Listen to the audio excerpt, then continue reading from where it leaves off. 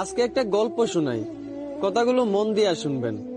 একটা মধ্যবিত্ত পরিবারের ছেলে, সে মোটামুটি সবার সাথেই খারাপ ব্যবহার করে চলতো।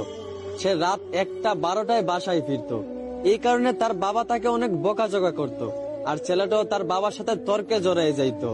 ছেলেটা যখন বন্ধুদের সাথে বাইরে আড্ডা দিত, তখন তার একটা বন্ধুর সাথে সে অনেক খারাপ ব্যবহার করত। ওই বন্ধুটাকে সে পাত্তাই দিত না। এইভাবে সবার সাথেই সে খারাপ ব্যবহার করে চলতো। একদিন সে ডাক্তারের কাছে যাওয়ার পর তার ক্যান্সার রোগ ধরা পড়ে। ডাক্তার তখন তাকে বলে, আপনি আর বেশি দিন বাঁচবেন না, মাত্র কয়েকদিন বাঁচবেন। এই কথাগুলো শুনে ছেলেটা অনেক কষ্ট পাইল। প্রতিদিনের মতোই সে রাত 12টার সময় বাসায় ফিরল। এইটা দেখা তার বাবা প্রতিদিনের মতোই তাকে বকাঝকা করতে লাগলো।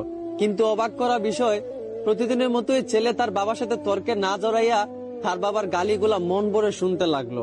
আর মনে মনে ভাবতে লাগলো, হয়তো এই বাবার গালিগুলো আর কয়েকদিন পর শুনতে পাবো না। ওইদিকে তার মা ডাকতেছে, নে বাবা ভাতটা খেয়ে নে।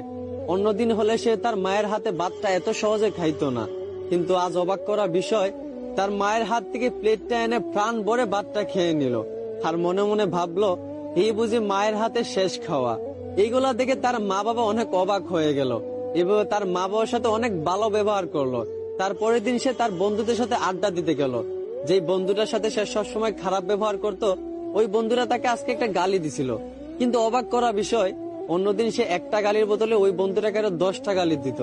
কিন্তু আজ অবাক করা বিষয়, ওই বন্ধুটা গালি দেওয়ার পর সে বন্ধুটাকে জড়িয়ে ধরে কাঁদতে লাগলো আর বলল, ভালো থাকিস রে দোস্ত। এইগুলা থেকে তার সকল বন্ধুরাও অবাক হয়ে গেল।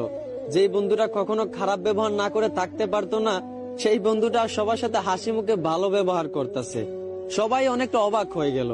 ছেলেটা আগের চেয়ে অনেক পরিবর্তন হয়েছে, আগের চেয়ে অনেক ভালো হয়ে গেছে। এখন সবার সাথেই ভালো ব্যবহার করে। এইভাবে মাসখানিক যাওয়ার পর ছেলেটা আবার ডাক্তারের কাছে যায়। ডাক্তারের কাছে যাওয়ার পর ডাক্তারকে জিজ্ঞেস করে, আপনি বলছিলেন আমি হয়তো কয়েকদিন বাঁচবো, কিন্তু প্রায় 1 মাস কেটে গেল। আপনি কি কোনো গ্যারান্টি দিতে পারবেন যে আমি আর কতদিন বাঁচবো? এইটা শুনে ডাক্তার ছেলেটাকে বলতে লাগলো, দেখেন একটা কথা শুনেন, আমি ওই দিন যে আপনাকে বলছিলাম আপনি মাত্র কয়েকদিন বাঁচবেন, এই কথাটা আপনাকে আমি মিথ্যা বলছিলাম। আর মিথ্যা বলার কারণ আপনাকে পরিবর্তন করা। আপনি আগে সবার সাথেই খারাপ ব্যবহার করতেন। আপনার বাবা যদি আপনাকে বকাঝকা করত, আপনার বাবার সাথেও আপনি তর্কে জড়াই যাইতেন। কিন্তু আপনি যখন জানতে পারলেন আপনি আর মাত্র কয়েকদিন বাঁচবেন, আপনার মরণের কোনো গ্যারান্টি নাই, তখন আপনি সবার সাথে ভালো ব্যবহার করতে লাগলেন। এই বন্ধুটাকে আপনি গালি ছাড়া দিতেন না, সেই বন্ধুটাকেও আজকে আপনি ভালোবাসা দিলেন।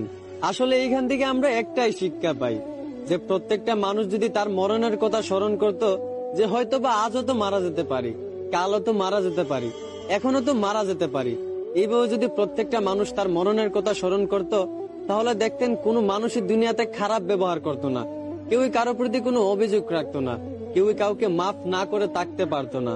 প্রত্যেকটা মানুষ যদি তার মরণের কথা স্মরণ করত, তাহলে কখনোই মানুষের প্রতি অবিচার করত না। এই জন্যই সবাইকে বলি, সবার আগে নিজের মরণের কথা স্মরণ করেন, তাহলে দেখবেন জীবন পরিবর্তন হয়ে যাবে। আশা করি আমার কথাগুলো বুঝতে পারছেন। ধন্যবাদ।